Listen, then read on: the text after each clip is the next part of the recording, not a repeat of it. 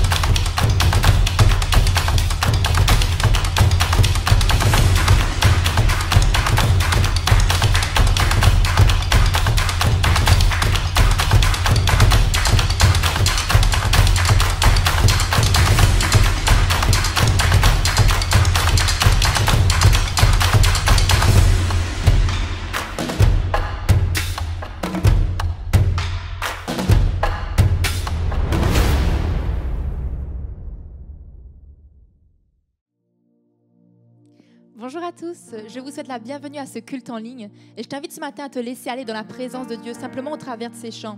Pas besoin d'attendre la réouverture des églises ou de venir à l'église pour être connecté à Dieu, pour être dans sa présence, mais simplement là où tu te trouves, tu peux être aussi visité par Dieu et qu'il vienne à ta rencontre.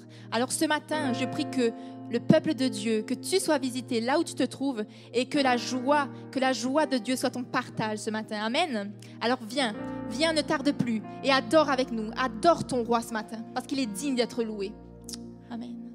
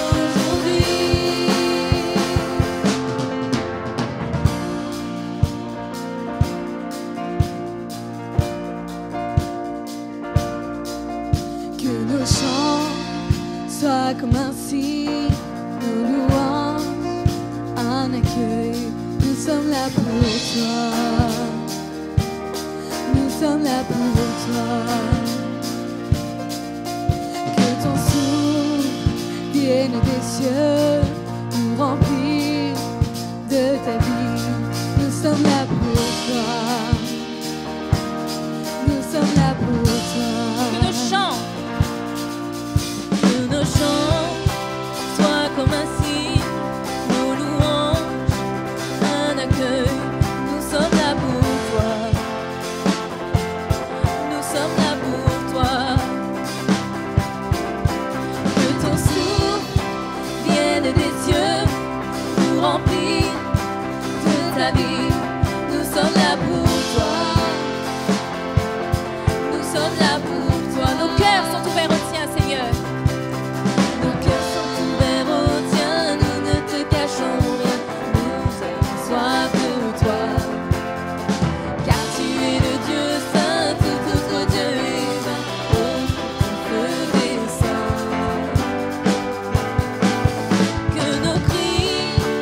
toi comme un hymne, que ton nom retentisse. Nous sommes là pour toi. Alléluia. Nous sommes là pour toi. Avec force, avec force. Dis un seul mot et les morts revivront. Nous sommes là pour toi. Nous sommes là pour toi. Nos cœurs sont ouverts au tien, Seigneur. Nos cœurs sont ouverts au tien. Nous ne te cachons rien. Nous avons soif de toi. Car tu es le Dieu saint, tout autre Dieu est vain. Oh, que ton feu descend. Nos cœurs sont ouverts au tien. Nos cœurs sont ouverts au tien. Nous ne te cachons rien. Nous avons soif de toi. Car tu es le Dieu saint, tout autre Dieu est vain. Oh, que ton feu descend. Seigneur, nous t'accueillons. Seigneur, nous t'accueillons. Ô roi et Dieu d'amour, tu es le bienvenu. Seigneur, nous t'accueillons. Seigneur, nous t'accueillons. Ô roi et Dieu d'amour, tu es le bienvenu. Que notre cœur t'adore et toute âme s'éveille. Ô roi et Dieu d'amour, tu es le bienvenu. Que notre cœur t'adore et toute âme s'éveille. Ô roi et Dieu d'amour, tu es le bienvenu.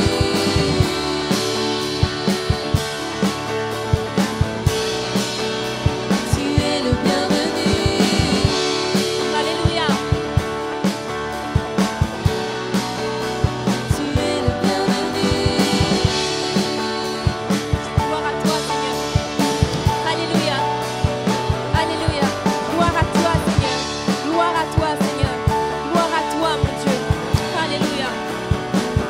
Alléluia. Oh Seigneur, ce matin, nous voulons te louer, Seigneur. Nous t'élevons plus haut, Seigneur, parce que tu es digne d'être loué, tu es digne d'être adoré. Et ce matin, ton peuple te loue. Ce matin, ton peuple t'adore. Ce matin, ton peuple t'élève, Seigneur mon Dieu. Nous sommes là pour t'adorer, Seigneur mon Dieu. Et comme David, j'ai envie de dire, nul n'est semblable à toi, Seigneur. Nul n'est comparable à toi. Nul n'est semblable à toi. Il n'y a point d'autre Dieu que toi, d'après tout ce que nous avons entendu de nos oreilles.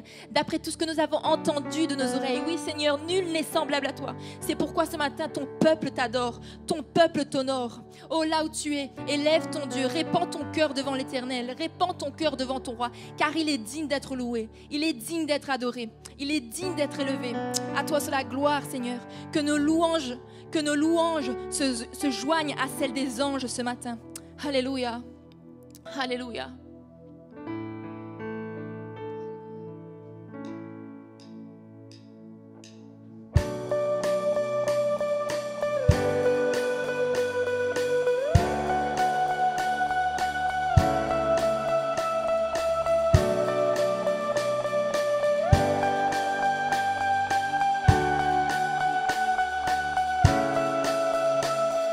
Tu transformes mal en vin.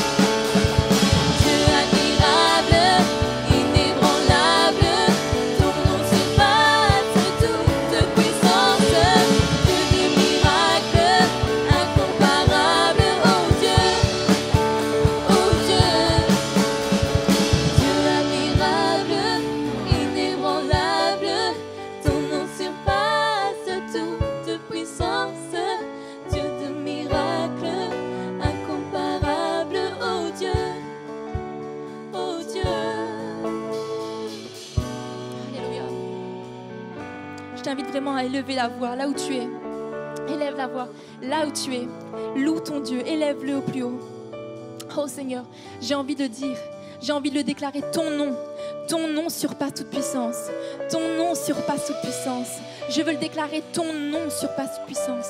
Ton nom surpasse toute puissance. Et parce que tu vis en moi, Seigneur, parce que tu vis en moi, parce qu'il vit en toi, parce que le Dieu au-dessus de toute puissance vit en toi, parce que le Dieu de toute puissance vit en toi, la Bible dit que nul ne tiendra devant toi.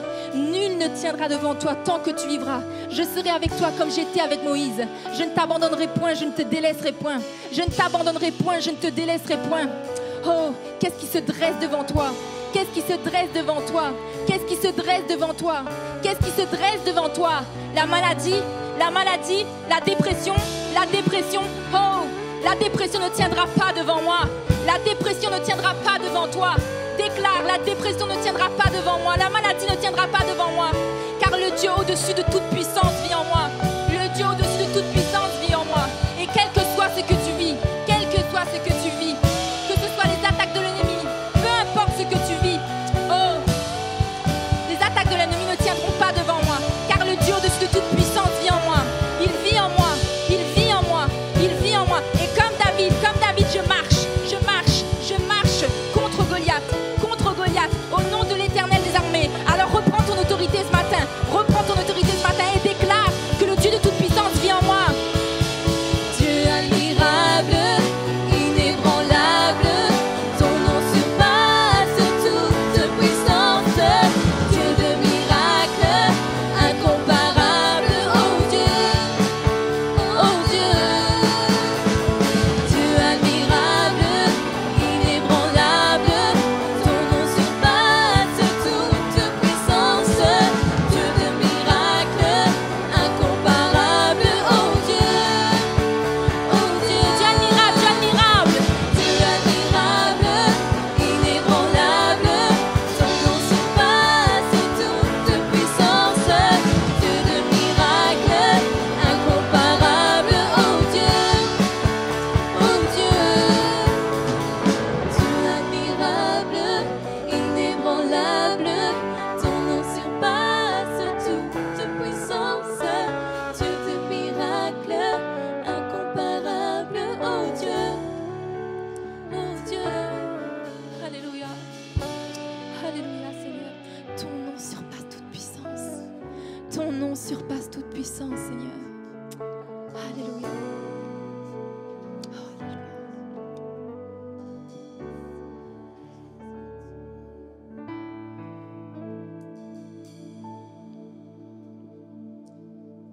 J'ai envie de t'encourager ce matin au travers d'un passage qu'on a déjà tous entendu. Et car je connais les projets que j'ai formés sur vous, dit l'Éternel, projets de paix et non de malheur, afin de vous donner un avenir et de l'espérance. Et peut-être qu'en ce moment, ce que tu vis, c'est tu te dis qu'il n'y a plus d'espérance, il n'y a pas d'espérance dans mon avenir. Et peut-être que tu as des projets, que tu as des rêves, que tu as des désirs que Dieu a mis sur ton cœur et tu ne vois pas l'aboutissement, tu ne vois pas le bout de ce projet.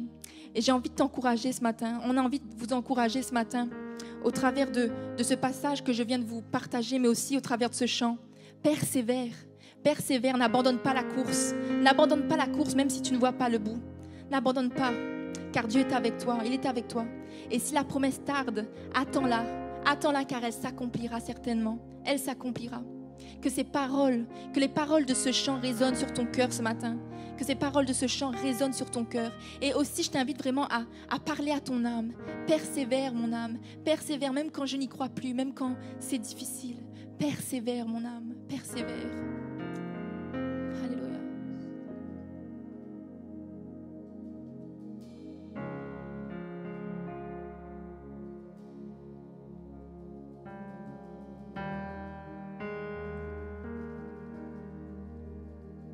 Si Dieu a mis un rêve dans ton cœur, écris-le, garde-le comme un trésor. Quoi qu'on dise, protège la vision avec passion.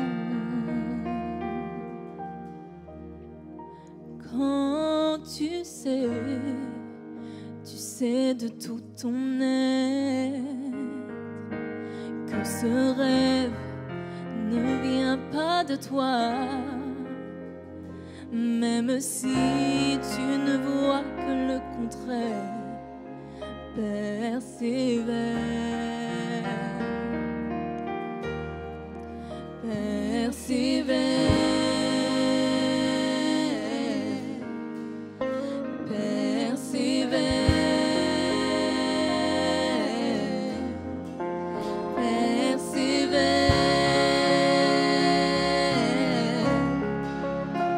persévère, car sa parole, elle s'accomplira. Si dans ton cœur est réelle cette promesse, quand t'as le doute, lève-toi et confesse que Dieu est vrai et que sa parole demeure éternelle. Car ce qu'il promet, mon frère, ma soeur, n'est jamais vain. Toujours fidèle et son chemin certain. Même si les choses semblent n'aboutir à rien, persévère,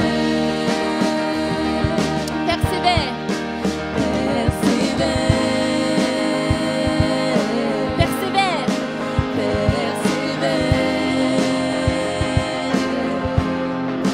persévère.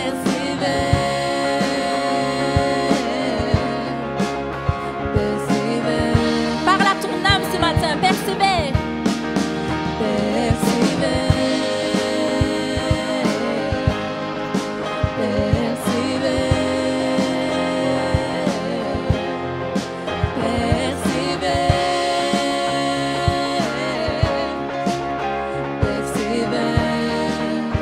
Car sa parole, elle s'accomplira.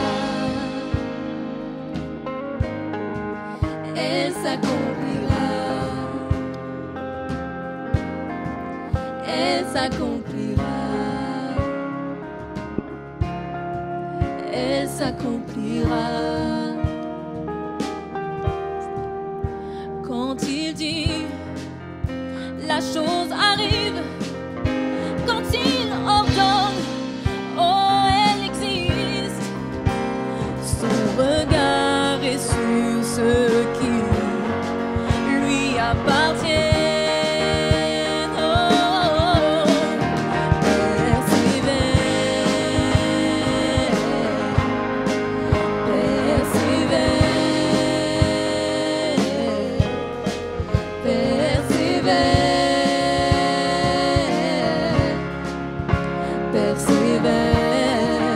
persévère,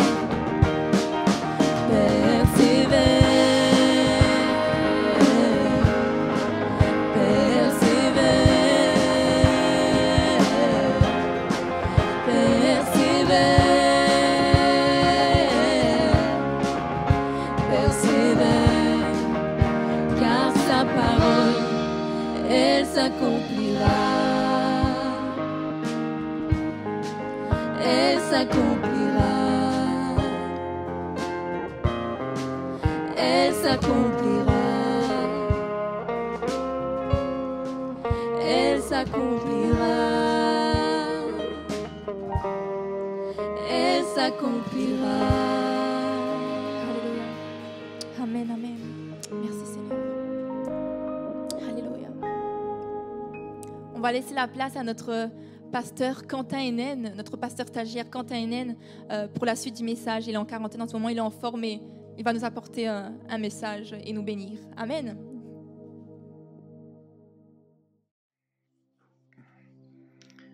Bonjour à tous et merci à Marion pour la louange.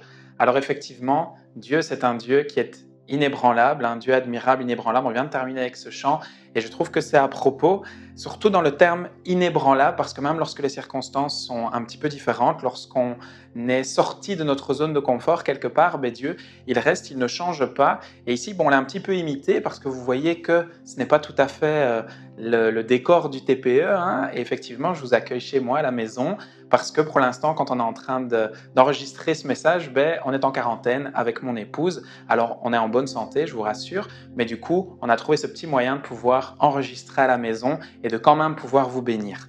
Alors, le thème d'aujourd'hui, le message, le titre, il est assez simple, c'est « Jésus ne nous appelle pas à la vie éternelle ». Jésus ne nous appelle pas à la vie éternelle et je vous avoue, j'ai médité sur ce message pendant pas mal de temps, j'ai réfléchi, j'ai prié dessus. Il y a certains moments, je vais vraiment laisser le Saint-Esprit parler, je vais vous le dire, et d'autres moments, c'est moi qui vais expliquer certaines choses. Alors, dans l'introduction, je vais démarrer entre un fait et un constat. Je ne sais pas si vous vous souvenez, pour ceux qui sont un petit peu plus âgés, ou bien simplement si vous avez vu des vidéos comme moi. Dans les années 50, 60, 70, il y avait le phénomène des téléévangélistes, le phénomène de ceux qui évangélisaient vraiment les foules. On voit encore ça maintenant, mais un petit peu moins. Il y a vraiment eu cette mode-là avec Billy Graham, qu'on connaît bien, ou David Wilkerson. Des gens vraiment qui, moi, m'inspirent dans leur message d'évangélisation si fort. Et souvent, c'était un message fort de repentance, un message qui était sur la fin des temps, un message qui prenait pour base un verset que nous connaissons très bien, je pense, quasi le verset le plus connu dans la chrétienté, Jean 3,16. Jean 3,16, on le connaît, hein, car Dieu a tant aimé le monde qu'il a donné son Fils afin que quiconque croit en lui ait la vie éternelle et ne périsse point. Un très très bon message, je trouve en tout cas, mais il y a peut-être eu un petit déséquilibre dans ce message, un petit déséquilibre que j'aimerais bien amener avec vous ce matin. Un petit déséquilibre parce que certaines personnes, pas tous bien sûr, se sont converties et se sont approchées du Seigneur un petit peu par envie de cette vie éternelle dont c'est la promesse de Jean 3,16 et quelquefois peut-être se sont converties par peur ou par envie d'échapper quelque part à l'enfer. Et je ne dis pas que c'est mauvais, mais je dis simplement c'est ce qui a pu se produire. Et quand on se focalise tellement sur Jean 3,16, peut-être qu'il y a un déséquilibre qui se produit où on a l'impression que la vie éternelle est le point central de l'Évangile et le point central que Jésus a voulu amener dans nos vies comme un message par excellence et celui qu'on retient le plus. Il faut qu'on ait la vie éternelle, on donne notre vie à Jésus pour la vie éternelle et une fois qu'on est là dans notre marche chrétienne, on est sauvé, on a la vie éternelle, c'est terminé. Et c'est vrai que la vie éternelle est importante dans notre foi parce qu'on espère que Jésus revienne, on espère d'aller vivre avec lui, on espère effectivement d'avoir la vie éternelle. C'est quelque chose qui est important, c'est quelque chose qui est quand même à la base de notre foi. Mais Jésus, il ne nous a pas appelés à rechercher la vie éternelle. Il ne nous a pas appelés à rechercher la vie éternelle, ça c'est quelque chose dans son ministère qu'on voit bien. La vie éternelle, elle n'a jamais été une fin en soi en fait, dans son ministère, dans son message, dans ce qu'il nous disait, c'était pas une fin en soi. Nous ne sommes pas appelés quelque part à rechercher la vie éternelle, mais nous sommes appelés, et vous connaissez également ce verset-là, Matthieu 6, 33, à rechercher premièrement le royaume des cieux. Alors, le livre de Matthieu, il est exceptionnel. Le livre de Matthieu, c'est vraiment quelque chose de phénoménal où on voit en fait que du premier chapitre au dernier chapitre, l'emphase, c'est le royaume de Dieu. Le royaume de Dieu ou le royaume des cieux. Alors, est-ce que c'est différent? Mais non, pas tout à fait. C'est exactement la même chose, mais ce qu'il y a, c'est que Matthieu, il avait un peuple juif. Il parlait à un peuple juif dans son évangile. C'était vraiment son but, c'était de parler aux juifs. Et du coup, le nom de Dieu, chez les juifs, on ne peut pas l'écrire, on ne peut pas le prononcer. Et du coup, il a simplement dit le royaume des cieux, pour ne pas choquer quelque part son public, mais il fait référence en fait au royaume de Dieu. C'est exactement la même chose. Et il y a un exemple dans l'évangile selon Matthieu qui reflète bien quelqu'un qui recherche la vie éternelle et qui met l'emphase là-dessus. Et Jésus qui va recentrer son enseignement, recentrer le débat et qui va dire la vie éternelle, oui, tu peux ça, mais moi, c'est le royaume de Dieu. Moi, c'est le royaume de Dieu. Je ne sais pas si ça fait écho chez vous. On va le lire ensemble. Hein. Alors, pour ceux qui n'ont pas leur Bible, essayez de chercher, comme ça on va lire ensemble. Je vais le lire avec vous, c'est dans Matthieu, chapitre 19. Chapitre 19, du verset 16 à 30, une lecture un petit peu longue, qui est celle de l'homme riche. Alors je commence la lecture au verset 16. Un homme s'approcha et dit à Jésus, « Bon maître, que dois-je faire de bon pour avoir la vie éternelle ?» Il lui répondit, « Pourquoi m'appelles-tu bon ? Personne n'est bon si ce n'est Dieu seul. Si tu veux entrer dans la vie, respecte les commandements. Lesquels, lui dit-il? Et Jésus répondit, tu ne commettras pas de meurtre, tu ne commettras pas d'adultère, tu ne commettras pas de vol, tu ne porteras pas de faux témoignages, honore ton père et ta mère, et tu aimeras ton prochain comme toi-même. Le jeune homme lui dit, j'ai respecté tous ces commandements dès ma jeunesse. Que me manque-t-il encore? Jésus lui dit, si tu veux être parfait, va vendre ce que tu possèdes, donne-le aux pauvres, et tu auras un trésor dans le ciel, puis viens et suis-moi. Lorsqu'il entendit cette parole, le jeune homme s'en alla tout triste, car il avait de grands biens. Jésus dit à ses disciples, je vous le dis en vérité, il est difficile à un riche d'entrer dans le royaume des cieux. Je vous le dis encore, il est plus facile à un chameau de passer par un trou d'aiguille qu'à un riche d'entrer dans le royaume de Dieu. Quand les disciples entendirent cela, ils furent très étonnés et dirent, qui peut donc être sauvé? Jésus les regarda et leur dit, aux hommes, cela est impossible, mais à Dieu, tout est possible. Pierre prit alors la parole et dit, voici, nous avons tout quitté et nous t'avons suivi. Que se passera-t-il pour nous? Jésus leur répondit, je vous le dis en vérité, quand le Fils de l'homme, au renouvellement de toutes choses, sera assis sur son trône de gloire, vous qui m'avez suivi, vous serez de même assis sur 12 trônes et vous jugerez les 12 tribus d'Israël. Et toute personne qui aura quitté à cause de moi ses maisons ou ses frères, ses sœurs, son père, sa mère, sa femme, ses enfants ou ses terres, recevra le centuple et héritera de la vie éternelle. Bien des premiers seront les derniers et bien des derniers seront les premiers. Alors une lecture assez longue et vous voyez quelquefois j'ai mis de l'emphase, c'est parce qu'on va arriver sur notre premier point maintenant où on va décortiquer le texte ensemble, un petit peu le contexte de l'histoire, un petit peu qu'est-ce qui est dit, tout simplement, qu'est-ce que l'histoire veut nous dire. Alors il y a un premier moment sur 5, un premier moment où quelque part le jeune homme il arrive et il dit que dois-je faire pour hériter la vie éternelle? On voit que sa préoccupation c'est d'hériter la vie éternelle. Et ce n'est pas une mauvaise préoccupation en soi. Il arrive près de Jésus et il dit « Qu'est-ce qu'il faut faire ?» Et Jésus, il lui dit qu'il faut respecter les commandements. Et il va lui citer toute une série de commandements, mais pas n'importe lesquels des commandements. En fait, il faut savoir que dans les 10 commandements, ils sont divisés en 2. Il y en a 6 qui sont de type relationnel, qu'on dit, ils sont horizontaux, ils sont relationnels, pour avoir des bonnes relations entre personnes. Et il y en a 4, les 4 premiers, qui sont des commandements verticaux. C'est les commandements de relation avec Dieu cette fois-ci. Ceux un petit peu qui se passent dans le secret du cœur. Tandis que les autres, c'est ce que les hommes voient, c'est ce que les gens voient. C'est le relationnel. Et Jésus, il cite les 6 commandements horizontaux. Eh bien, si tu veux hériter de la vie, sois en paix avec tout le monde. Respecte les relations que tu as avec tout le monde voit que c'est bon. Le deuxième moment dans l'histoire, c'est le jeune homme qui dit « J'ai tout respecté ». Que me manque-t-il encore? Qu'est-ce qui me manque en plus par rapport à ça? Et là, Jésus va dire quelque chose qu'on a peut-être tendance à mal comprendre. Si tu veux être parfait, peut-être certains pourraient croire qu'il est ironique quelque part quand il dit ça, mais pas tout à fait, parce que dans le grec, le mot parfait, ça veut dire pour être complet, pour avoir une plénitude, pour avoir une rondeur, une profondeur dans ce que tu veux faire, pour atteindre ton but. Eh bien, ce que tu dois faire, et Jésus résume les 4 commandements verticaux, en une seule chose, il lui dit, viens et suis-moi. Vends tout ce que tu as, donne-le aux pauvres, et puis viens et suis-moi. Viens et suis-moi. C'est ça qui est important. En fait, il est en train de dire à l'homme riche, tes richesses, elles sont passées au-dessus de moi. Tu as mis tes richesses à la place de Dieu. Et si tu veux vraiment être complet dans ce que tu veux rechercher, moi je te dis, viens et suis-moi. Mets Dieu à la première place de ta vie. C'est là que vraiment tu vas aller plus loin. Il y a ce troisième moment où on voit que le jeune homme il s'en va, il est triste. Et Jésus qui dit, il est difficile à un homme riche d'entrer dans le royaume des cieux. À la limite, il est plus facile pour un chameau de rentrer dans le trou de l'aiguille. What, Jésus? Tu fais encore des figures qu'on ne comprend pas du tout. Mais il faut savoir qu'à Jérusalem, certains ils disent non, il ne faut pas trop aller dans ce côté-là. Moi, je trouve que c'est une bonne explication quand même parce que ça reflète bien ce que Jésus veut dire dans ce passage-là. Il faut savoir qu'à Jérusalem, il y avait des portes centrales par lesquelles les gens y passaient, par lesquelles les marchands passaient avec les chameaux. Et lorsqu'arrivait la nuit tombée, Il y avait des portes sur le côté, des petites portes qu'on appelait justement des trous d'aiguille quelque part, des endroits où c'était difficile de passer. Et les marchands, ils devaient faire passer leurs chameaux au travers de ça, ils devaient les plier, ils devaient les faire accroupir un petit peu, et c'était très difficile pour un chameau de passer par le trou de l'aiguille, mais ce n'était pas impossible. C'était difficile, mais ce n'était pas impossible. Donc il n'est pas en train de dire que pour le riche, c'est impossible de rentrer, non, mais c'est difficile. C'est difficile et justement, viens et suis-moi, il faut mettre Dieu à la première place. Et les disciples, quand ils entendent ça, quatrième moment, les disciples, quand ils entendent ça, je comprends leur réaction. Qui peut donc être sauvé? C'est difficile d'entendre ça. Et Jésus qui répond simplement, oui, aux hommes, c'est impossible.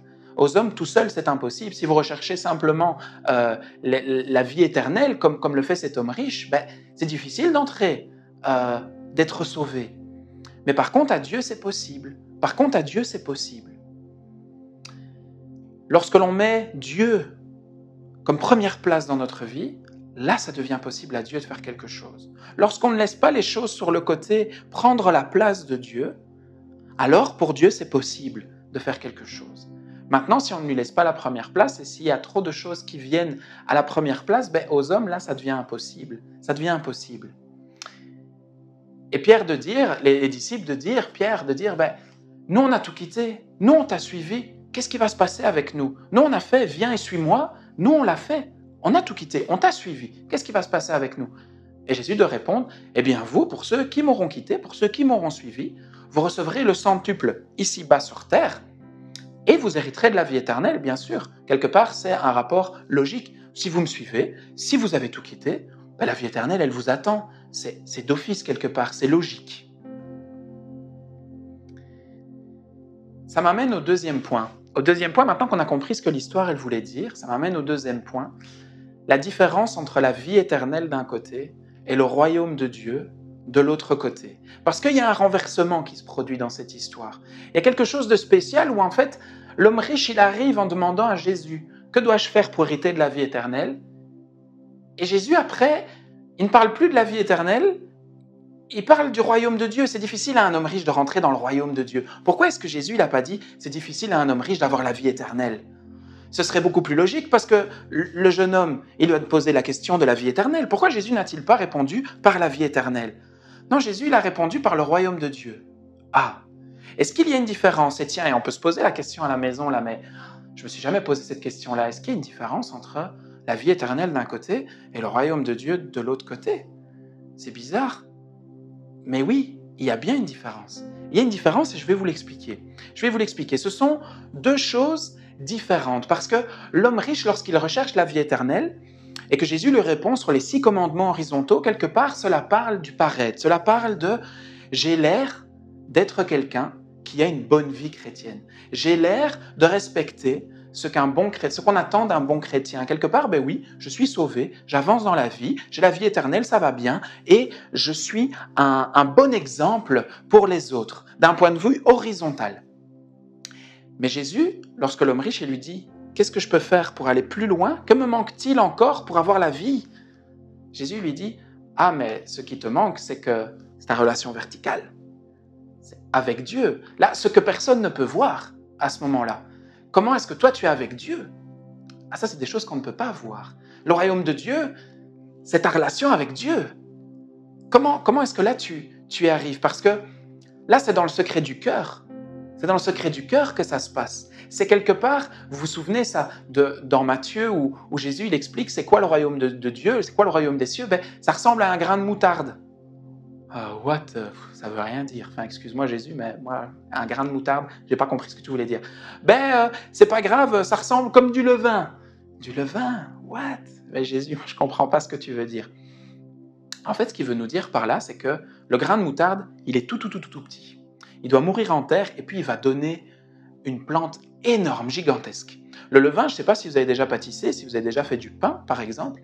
Mais quand on met du levain et qu'on laisse la pâte sur le côté, elle va enfler, elle va gonfler. Quelque part, le royaume de Dieu,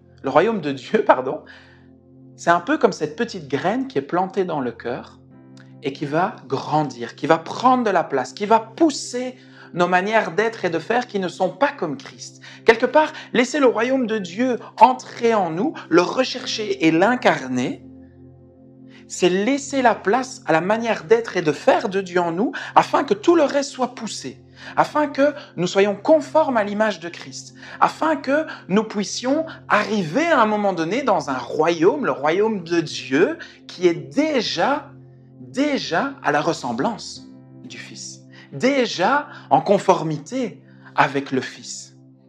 On peut apparaître quelquefois en règle dans les commandements horizontaux, ceux que tout le monde voit quelque part, ceux que tout le monde peut qualifier, peut juger, peut se rendre compte que « Ah, ben oui, là ça ne va pas, là ça va ». Mais par contre, les commandements verticaux, ceux dont il n'y a que Dieu qui est témoin, ça personne ne peut le voir. Ça personne ne peut en rendre compte. Je ne peux pas juger de ta relation avec Dieu sur ces commandements verticaux, je n'en sais rien, parce que je ne sais pas ce qui se passe dans le tréfonds de ton cœur. Ça, je ne sais pas ce qui se passe. Mais on ne peut pas feindre le royaume de Dieu. On ne peut pas faire semblant. On ne peut pas imiter en donnant juste une apparence. On peut feindre les hommes, mais on ne peut pas feindre Dieu. On ne peut pas faire semblant devant les hommes et faire semblant devant Dieu. Dieu, il voit toutes choses. La démarche qui consiste à rester en surface, dans les couches superficielles de la foi quelque part, en se préoccupant plus de l'apparence que de la profondeur de nos racines en Jésus. Ça engendre quelque chose de compliqué, dans le sens où, lorsqu'on demande, mais est-ce que le salut est vraiment entré dans la maison d'une personne comme ça, qui s'arrête à juste chercher la vie éternelle, et voilà, moi j'ai la vie éternelle, c'est bon, ma vie en tant que chrétien, elle est terminée, je n'ai plus rien à faire, je n'ai plus de compte à rendre, je ne dois plus avancer. Ça c'est compliqué, parce que savoir si la vie éternelle, savoir si le salut est entré dans la maison d'une telle personne, je ne sais pas, je n'ai pas de réponse à ça. Je peux simplement donner la même réponse que Jésus et dire « Ah, aux hommes, cela est impossible, mais à Dieu, tout est possible. » Mais il y a un renversement qui se fait dans l'histoire. Ce n'est plus la vie éternelle qui importe. C'est « Viens et suis-moi ». C'est le royaume de Dieu qui importe. C'est Matthieu 6, 33. Recherchez premièrement le royaume des cieux, et tout le reste vous sera donné en plus. Alors là, il parle des biens, bien sûr, de la provision, mais c'est également spirituel. Cela est impossible aux hommes qui ne se préoccupent que des apparences, d'être sauvés. Alors que pour ceux qui recherchent et essaient d'incarner au mieux le royaume des cieux, cela est possible à Dieu. Cela est possible d'arriver à quelque chose. D'ailleurs, l'homme riche, il ne reçoit comme récompense dans sa démarche qu'une chose, la tristesse. Il est triste, il repart tout tristounet. Ceux qui auront tout quitté, qui auront suivi Jésus, recevront le centuple et la vie éternelle. Quelque part, pour vous faire quelque chose de simple et de résumé, l'homme riche, il recherche la vie éternelle. Jésus, il nous prêche le royaume de Dieu. L'homme riche, il doit respecter les commandements. Jésus, il nous dit « Viens et suis-moi ». L'homme riche, c'est l'apparence, c'est les relations sociales quelque part. Alors que Jésus, il nous dit « C'est dans le secret de ton cœur ». C'est la piété personnelle, c'est l'intérieur. L'homme riche, quelque part, il ne se contente que des 6 commandements horizontaux. Jésus, il dit « Cela plus les 4 verticaux ». Parce que c'est cela qui importe, qui vont impacter les 6. L'homme riche, dans toute sa démarche, c'est impossible aux hommes de recevoir le salut. C'est impossible pour lui de recevoir le salut. Dans cette démarche-là. Par contre, Jésus, dans la démarche qu'il nous donne, viens et suis-moi, les commandements verticaux, ma relation avec Dieu, secret du cœur, piété personnelle. Ah, cela est possible à Dieu. Cela est tout à fait possible à Dieu. Pour l'homme riche, il n'y a pas de récompense. Il n'y a pas de récompense parce qu'il n'y a rien. Il n'y a rien qui suit, il s'en va et on ne sait pas ce qui se passe après dans sa vie. Par contre, le chemin de Jésus, il y a une récompense, centuple, mais pas le centuple là-haut, le centuple ici. C'est ce que le texte nous dit. Et la vie éternelle, vous hériterez de la vie éternelle, bien sûr. Et l'homme riche, il repart tout triste. Alors on ne sait pas comment repartent les autres du côté de Jésus, mais on se doute quand même que la plénitude, la joie, le sens de la vie, le but de la vie, il est bien là. Jésus, il ne nous a jamais appelés à rechercher la vie éternelle. Jamais. Mais il nous a appelés à rechercher et à incarner le royaume de Dieu. Et j'en arrive au 3e point, juste avant de conclure, mais c'est quasi la conclusion. Jésus nous appelle à rechercher et à incarner le royaume de Dieu. Et là, je vous avoue que dans la prière, ce sont vraiment des choses qui sont venues en moi, que j'ai vraiment l'impression que c'est le Saint-Esprit qui a inspiré les paroles que je vais vous dire. Maintenant, je vous les propose. Je n'impose pas, mais je ressens vraiment que c'est des paroles qui qui me sont venues de Dieu pour nous, et je m'inclus vraiment dedans. Pour certains d'entre nous, je pense que nous nous sommes trop longtemps assis sur cette certitude de « j'ai la vie éternelle ». On s'est trop longtemps acquis le fait de Jean 3,16. « Ah oui, moi j'ai la vie éternelle, donc c'est bon, je suis chrétien, tout va bien avec moi ». Mais le problème, c'est que la vie chrétienne et l'Évangile, de manière générale, ils ne se limitent pas à Jean 3,16. Heureusement, quelque part, ça va au-delà de Jean 3,16. Le problème, c'est que l'Évangile, il ne s'arrête pas à Jean 3,16 et bien pire encore, lorsque j'avais cette impression que le diable, il s'est bien infiltré dans le message de l'Évangile au point de le rendre incomplet et qu'à partir du moment où on veut amener quelque part le complément, l'équilibre dans l'Évangile, il y a deux réactions chez les chrétiens. Soit ils décident de ne pas écouter. Ah non, non, non, non, non. Une fois qu'on va me dire qu'il va falloir que je meure à moi-même, qu'il va falloir que je renonce à des péchés, que je renonce à une manière de faire. Ah non, non, non, là, je fais la sourde oreille et je ne veux pas entendre ce message-là parce qu'il est trop dur, parce qu'il est compliqué. Mais ça, c'est le message de l'Évangile. Ça, c'est ce que Jésus, il est venu prêcher. Il n'est pas venu prêcher autre chose. Il n'est pas venu prêcher un message de « et la vie éternelle » et puis c'est tout. Le reste, c'est des vacances sur la terre. Tu attends que je revienne et je viendrai te rechercher comme je t'ai trouvé la première fois que je suis venu te parler. Non. Le message de l'Évangile, c'est pas celui-là. Et quelque part, lorsqu'on prêche un message qui est un petit peu plus équilibré, un peu plus complet, on a cette réaction-là de « je ne veux pas écouter », ou bien je me décourage. Je me décourage, je me dis « ah non mais c'est impossible alors, il faut que je change tout, il faut que, à ma vie ça va pas du tout ». Alors on est découragé et du coup on n'a pas envie de continuer, on n'a pas envie d'avancer, on n'a pas envie de persévérer. Et on perd en fait tout le message que Jésus a voulu apporter. On perd tout. Nous croyons quelque part en un évangile quelquefois qui est incomplet. On prend ça et là des parties qu'on aime bien et puis quand on n'aime pas trop certains versets, certains passages de la Bible, non, ça je vais le laisser parce que j'ai pas trop envie de l'écouter. J'ai pas trop envie qu'il vienne me changer le Seigneur parce que là ça va être dur. Ah oui, il faut que je pardonne. Ah oui, il faut que j'abandonne. Il faut que mes finances reflètent mon salut avec Jésus que j'ai tout donné. Donc il faut que je donne une partie. Ah non, ça je veux pas. Ah oui, mais je suis pris dans la pornographie et ça. Ah oui, mais non, ça on va pas toucher parce que ça c'est quand même mon petit plaisir du vendredi soir après toute la semaine. J'en ai eu marre. Maintenant je vais pouvoir me relaxer. Ah non, non, non, l'Évangile, c'est pas ça. C'est pas ça. Il nous a appelés, le Seigneur Jésus, à porter notre croix. Moi, le premier, à porter ma croix, à tout quitter et à le suivre. Il m'a appelé, il nous a appelés à rechercher et à incarner le royaume de Dieu. Il nous a appelés à tout quitter, à le suivre. Il nous a appelés à mourir à nous-mêmes quelque part, à nos êtres charnels. Il nous a appelés à être conformes à qui il est pour incarner son cœur, sa manière d'être et de faire, afin que le monde voit c'est quoi le royaume de Dieu, afin qu'au travers de nous, les gens soient attirés et qu'ils se disent « Punaise, mais qui est-ce que je vois au travers de cet homme, de cette femme ?» Mais tu vois le royaume de Dieu, tu vois ce que je vais te prêcher, ce que je vais t'aider à aller vers. Mais quelque part, on a inversé les rôles. On a inversé les rôles entre la vie éternelle et le royaume de Dieu. On a cru quelque part que le royaume de Dieu, à un moment donné, ce serait la récompense pour ceux qui ont accepté Jésus ici-bas et qui ont la vie éternelle. Ah ça y est, moi je suis sauvé, j'ai la vie éternelle et j'attends que le roi vienne pour entrer dans le royaume de Dieu et enfin être content. Mais non, c'est plutôt l'inverse en fait. La vie éternelle, c'est la récompense de ceux qui auront recherché, qui auront incarné le royaume des cieux ici-bas. Ici-bas. On ne peut pas juste dire « Ah Jésus, tranquille, je t'ai accepté, j'ai la vie éternelle », ne rien changer dans notre vie, ne pas vouloir changer, ne pas vouloir de repentir, ne pas vouloir de métanoïa, de transformation du cœur, et croire qu'à un moment donné, je vais pouvoir rentrer dans un royaume, parce que ça va être ça, je vais rentrer dans un royaume dont le roi est déjà roi. Il est déjà le seigneur de ça.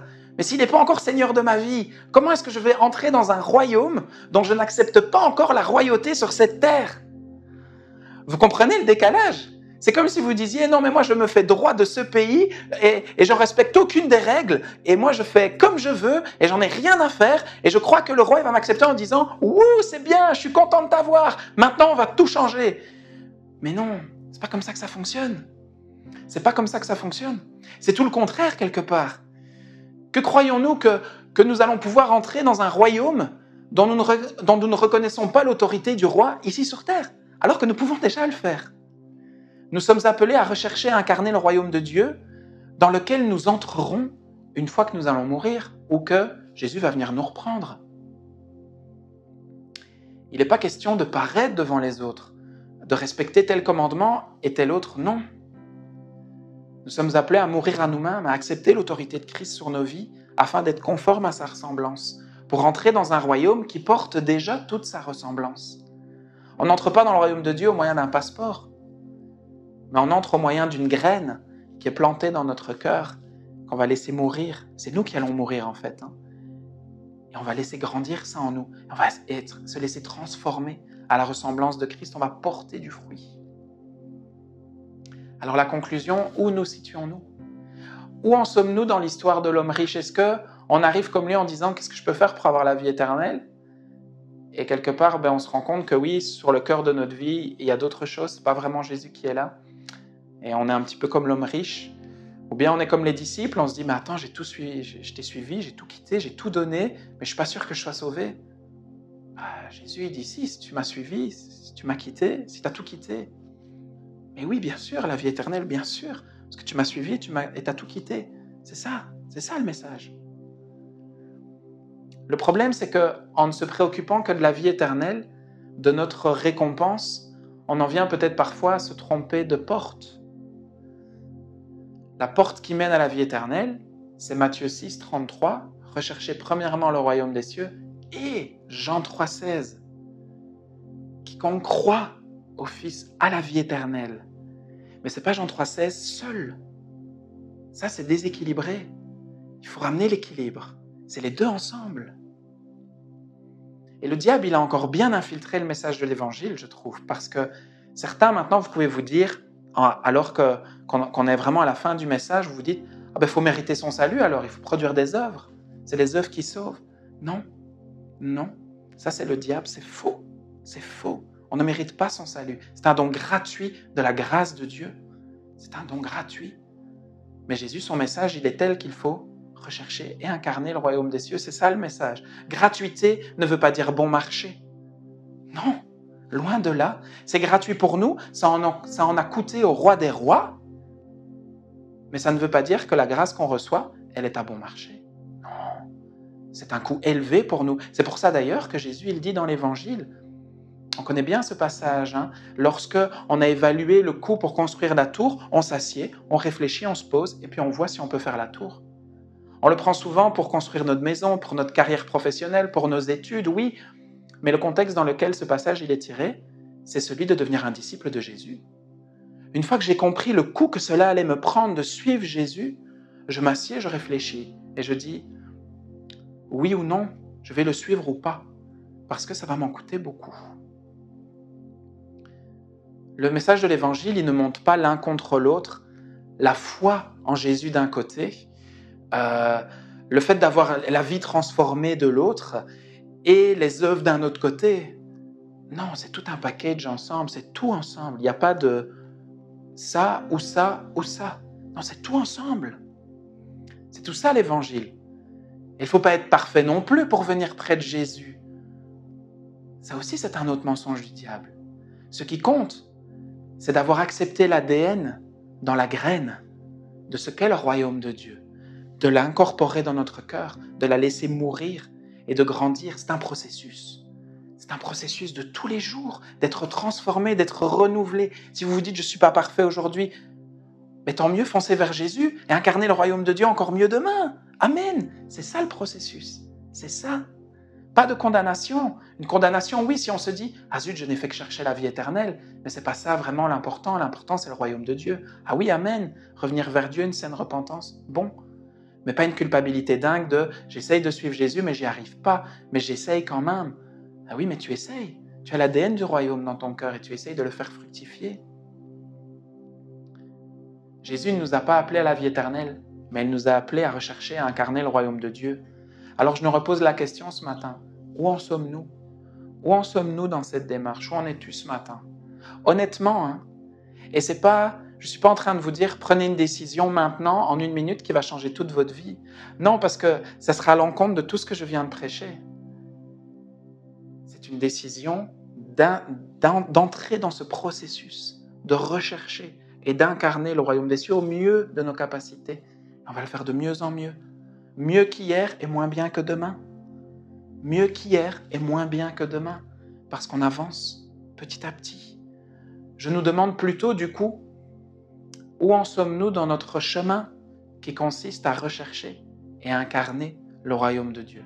Où en sommes-nous?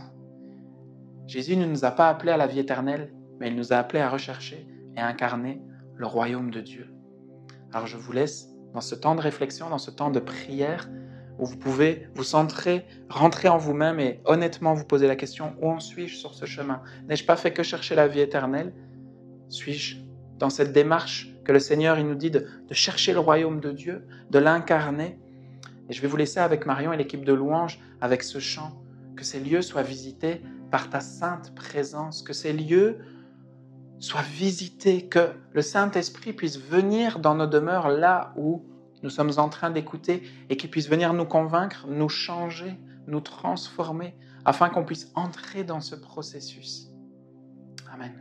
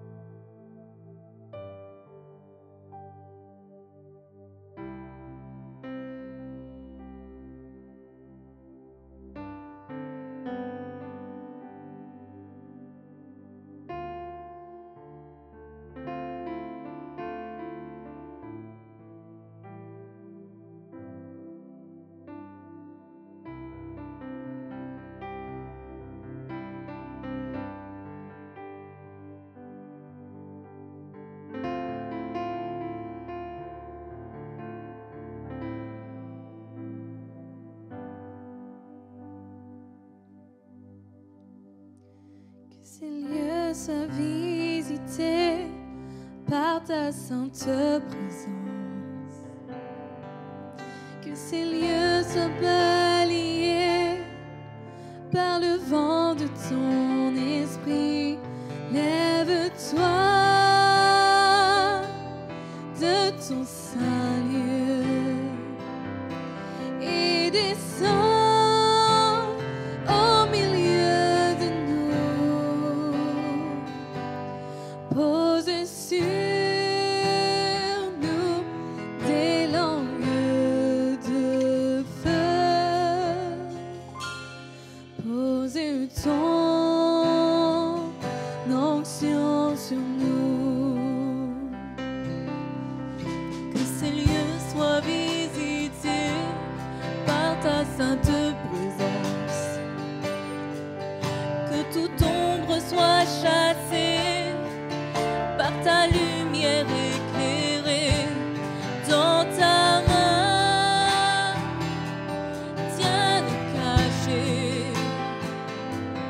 Garde-nous au creux du rocher.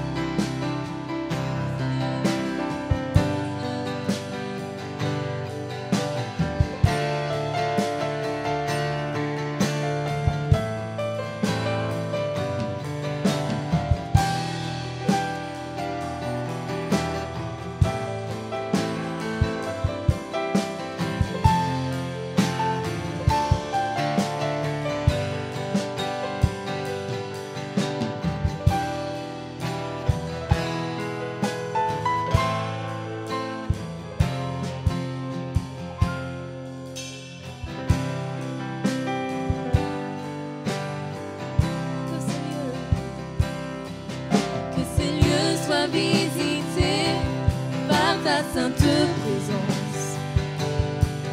Que ces lieux soient les témoins de l'action de ton esprit dans ta gloire.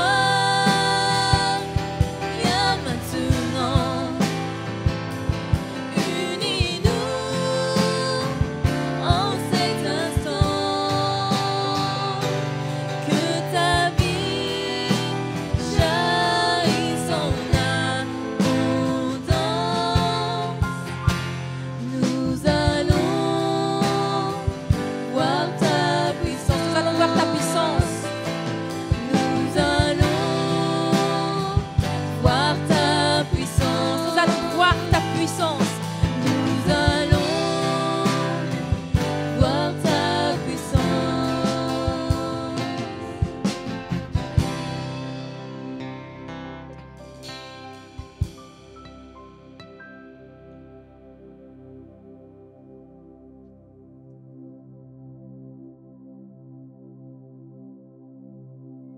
Amen. Amen. J'espère que vous avez passé un bon temps de réflexion dans la louange avec ce chant, et j'espère que Dieu a vraiment visité votre lieu, là où vous vous trouvez, avec sa sainte présence. Et on avait quand même à cœur, après ce message, de pouvoir prier pour vous. Alors je laisserai mon épouse introduire et nous présenter la Sainte Seine, mais j'aimerais vraiment prier pour vous, pour ce message, pour votre cœur, pour notre cœur aussi. Je prie pour le mien, je prie pour que voilà, ça ait de l'impact dans ma vie, parce que c'est bien de prêcher, mais il faut vivre ce qu'on prêche, et c'est pas tous les jours facile, et donc je vais prier pour nous. Seigneur Jésus, je veux te louer et te remercier pour les paroles que tu donnes à ton Église. Ça fait du bien d'être enseigné par toi, et de semaine en semaine, Seigneur, tes enseignements sont bons et sont riches pour nous. Ce matin, je veux te prier pour chacune qui a entendu ce message, Seigneur, et qui a été touché dans son cœur d'une manière ou d'une autre. Tu vois, Seigneur, ce qui s'est dit durant le temps de louange. Je te prie vraiment que tu viennes toucher les cœurs, que tu viennes nous aider à avancer, que tu viennes nous aider à grandir en maturité, que tu viennes nous aider parfois à abandonner les choses qu'on doit abandonner, et à vraiment grandir dans la ressemblance de qui tu es, afin d'être conforme, afin d'incarner ton royaume, afin de rechercher ton royaume. Et Seigneur Jésus, je veux vraiment te prier, te demander ta bénédiction pour chacune qui nous a suivis ce matin, ou pas forcément ce matin, quand ils verront en tout cas ce message, Seigneur, mais que ton nom soit élevé, Seigneur Dieu, et c'est en ton nom, Seigneur Jésus, que je prie. Amen. Alors voilà, je vais laisser mon épouse nous présenter la Sainte Seine. Bonjour à tous, donc je suis contente de pouvoir passer ce temps avec vous et de vous accueillir chez nous de manière un peu spéciale. Il y avait un texte que je voulais partager, je voulais qu'on lise ensemble pour le temps de la Sainte Seine. Il se trouve dans 2 Chroniques au chapitre 7 et au verset 14. Alors avant de le lire, juste vous expliquer pourquoi moi j'affectionne particulièrement ce texte. C'est parce que je trouve qu'au travers de ce texte, Dieu nous montre encore combien il n'est pas insensible, il n'est pas de marbre face à un cœur face à notre cœur, lorsqu'on désire changer d'attitude et vraiment se repentir.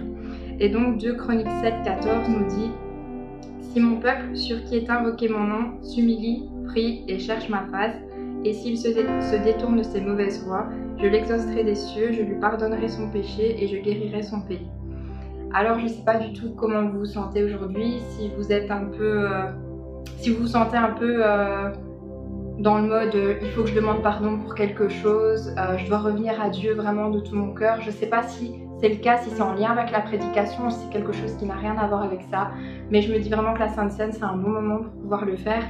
Et il y a un deuxième texte que j'aimerais juste lire avec vous, c'est dans Éphésiens au chapitre 1 et au verset 7, qui dit « En lui, donc en Christ, nous avons la rédemption par son sang, la rémission des péchés selon la richesse de sa grâce. » Et juste nous rappeler à quel point on est béni de pouvoir faire appel à l'œuvre de la croix toutes les fois où on a l'impression que notre comportement passe un peu à côté du but, de ce qui ferait vraiment plaisir à Dieu, de ce qu'on devrait vraiment faire pour tous nos manquements, pour toutes nos erreurs et toutes nos fautes. Ce texte nous rappelle que vraiment en Christ on a la rédemption, parce que son sang a coulé, parce que son corps a été meurtri.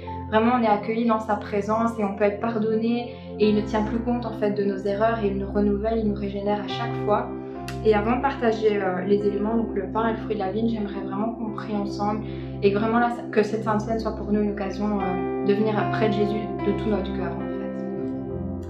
Père éternel, je te prie vraiment, Seigneur, et je te remercie parce que Jésus, on veut se souvenir de ce que tu as fait en fait. Tu as été jusqu'à la croix, tu n'as pas reculé.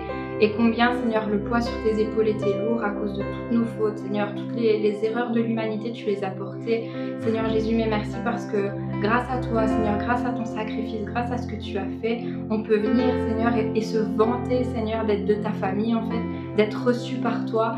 Et merci pour ça, Seigneur. Merci parce que je n'aurais pas à comparaître devant toi pour le poids de mes fautes, parce que Jésus, tu m'as précédé dans ça, et parce que je peux être libre en toi, et parce qu'à chaque fois que je viens pour demander pardon, tu me pardonnes, et tu m'accueilles encore les bras ouverts. Et je sais, Seigneur, que tu accueilles chacun de mes frères et sœurs également. Et on veut vraiment se souvenir de ce sacrifice et le recevoir, et vraiment comprendre qu'il nous permet d'éliminer nos fautes, Seigneur, et de continuer à avancer avec toi. Amen. On va prendre la place.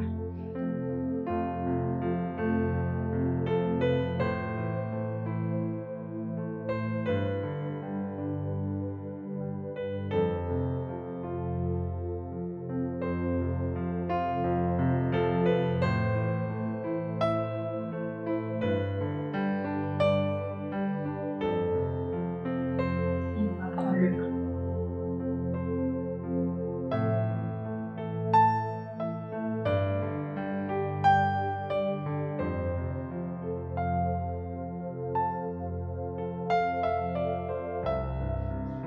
Amen.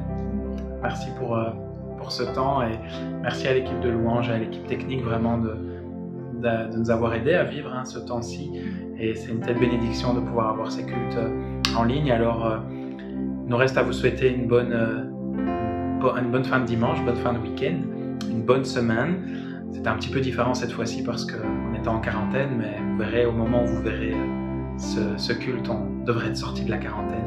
Donc voilà, on vous dit à bientôt et passez une bonne après-midi. Au revoir.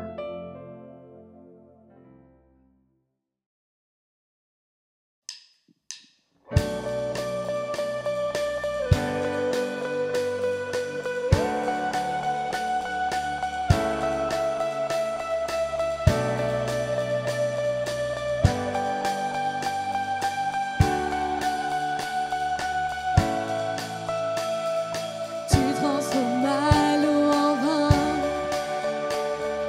touche à les yeux de ta main, on est comme toi, comme toi. Dans nos ténèbres, tu brilles, tu nous redonnes la vie. Nul n'est comme toi,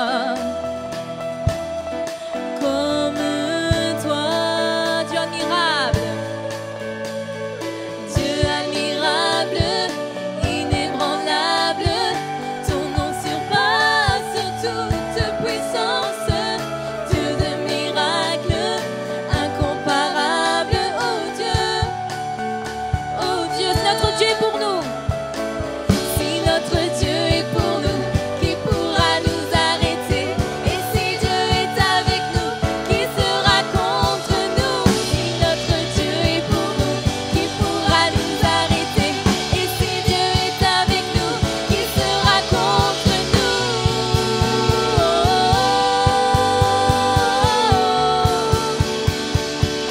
Qui sera contre nous?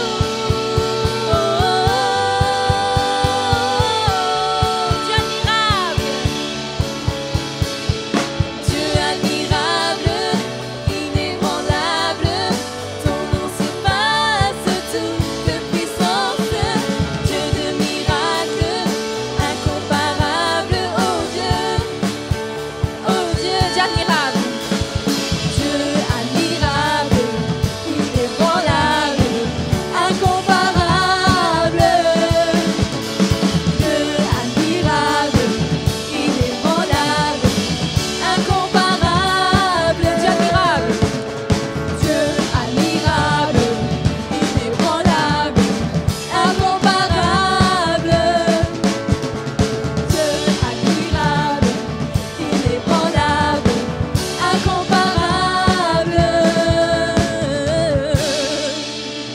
Amen, amen. Je vous souhaite un bon dimanche. Que Dieu vous bénisse. Passez une bonne semaine.